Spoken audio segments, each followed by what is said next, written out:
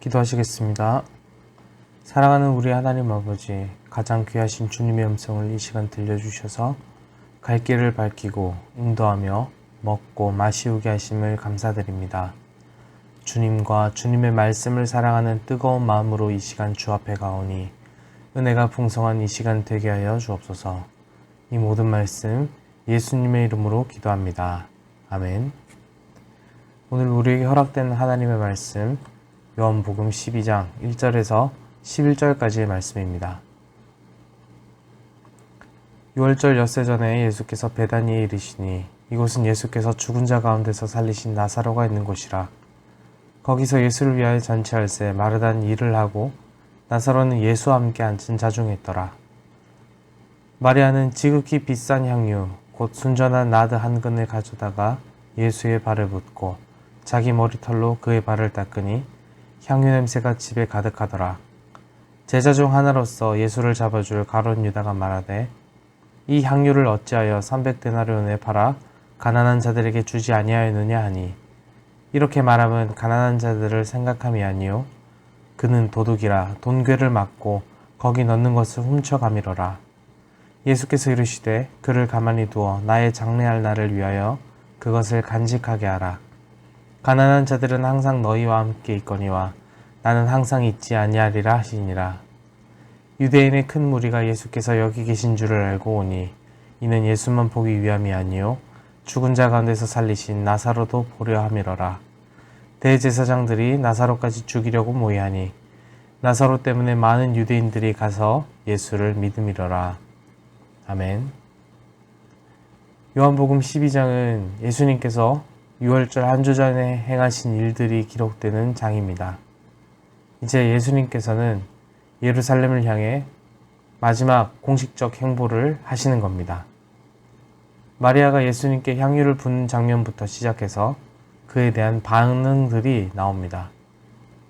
오늘 본문인 배경인 이 베다니는 예수님께서 십자가에 달리시기 전에 보여주신 기적의 현장이었습니다. 예수님은 이곳에서 앞으로 받게 되실 재판과 고난을 준비하러 오신 것이었습니다. 예수님은 환영을 받았고 이곳에는 예수님을 위한 잔치가 펼쳐졌습니다. 가나의 혼인잔치로부터 시작된 예수님의 공생애가 이제는 베다니에서의 잔치로 그 마지막을 향해 달려가는 것 같은 느낌을 받습니다. 예수님을 둘러싼 잔치의 분위기는 마리아가 예수님의 뒤로 들어오면서 바뀌었습니다. 마리아가 지극히 비싼 향유를 예수님의 발에 붓고 머리털로 그 발을 닦은 것이었습니다. 이 사건은 다른 복음서에도 적혀 있는데 마태와 마가는 향유를 예수님의 머리에 부었다고 하고 요한은 예수님의 발에 부었다고 합니다. 그러나 이것은 모순된 것이 아니라 나드 한 근의 양이 0.5리터쯤 되었기 때문에 머리나 발 이외의 다른 부분에까지도 충분히 부을 수 있을 만한 양이었다라고 학자들은 말합니다. 분위기가 왠지 모르게 쌓여진 것은 엄청난 값의 향유를 부은 것과 더불어 머리를 풀고 있는 여인의 모습 때문이었을 것입니다. 머리를 가리고 다니는 여인들이 그 머리를 보이는 것은 남편에게만 허용되었기 때문입니다. 때문에 마리아의 이 행동은 엄청난 비난을 받을 만한 것이었습니다. 하지만 이것은 여인의 한평생을 상징하는 엄청난 헌신이었습니다. 마리아가 부은 향유의 냄새가 온 방을 가득 채우듯이 사람들은 일생을 쏟아 부은 듯한 이 마리아의 헌신에 압도되었을 것입니다. 여기서 주목할 것은 마리아의 통찰력 있는 마음입니다. 마리아가 자신이 한 행동이 어떤 의미를 가진지에 대해서 전적으로 다 알고 있는지 모르겠지만 마리아는 잔치를 벌이는 그 분위기 속에서 이제 삶의 마지막 여정을 향해 발걸음을 옮기실 예수님과 예수님의 마음에 대해 묵상하고 있었던 것입니다. 마리아는 어떤 사람입니까? 늘 주의 발 아래 앉아 주의 말씀을 듣는 사람이었기 때문에 이 마리아에게 가장 중요했던 것은 잔치의 흥겨움도 사람들의 시선도 아닌 바로 예수님의 마음이었던 것입니다.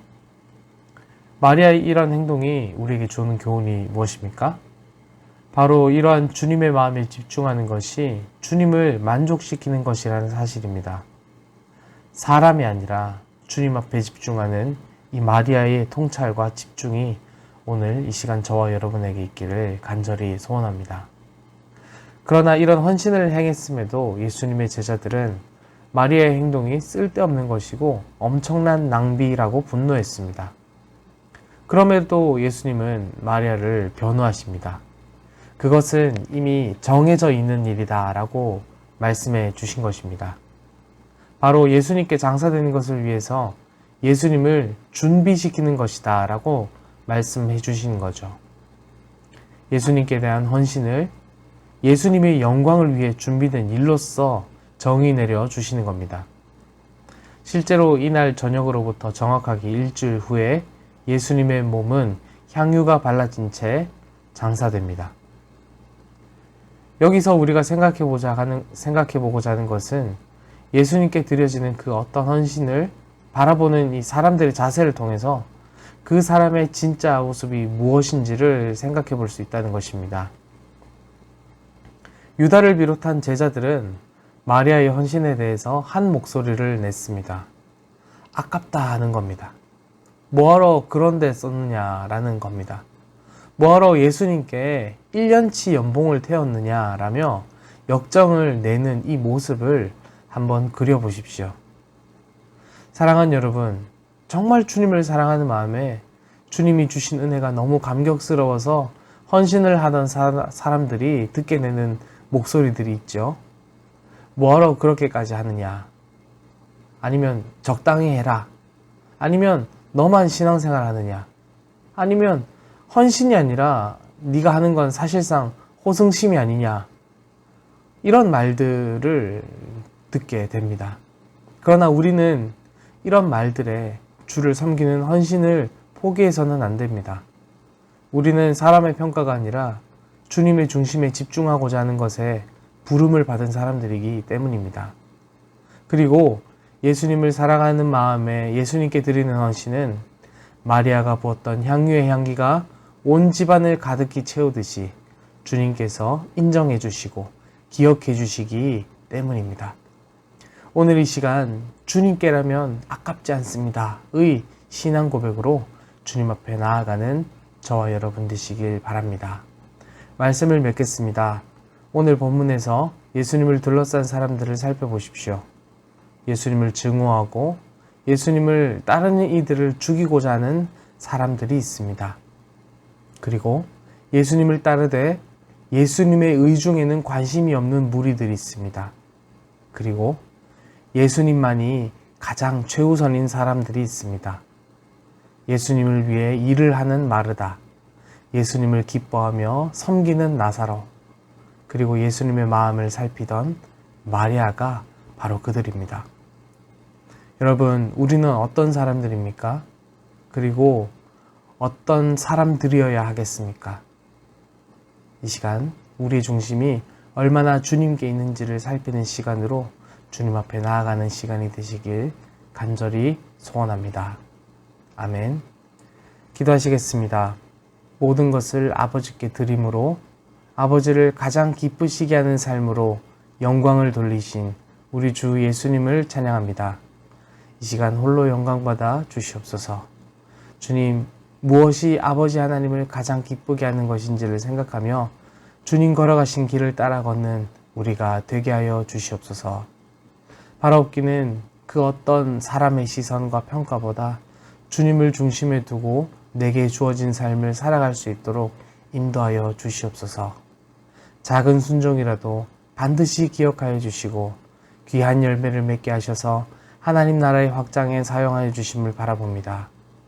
유다와 같은 이들의 핍박에도 주를 사랑하고 섬기는 일을 떠나지 말게 하시고 주님의 영광만 바라며 그 길을 지키게 하여 주시옵소서. 오늘도 주님의 인도를 구하며 주를 섬기는 모든 주님의 권속들을 기억하여 주시옵고 이 모든 말씀 살아계신 예수님의 이름으로 기도합니다. 아멘.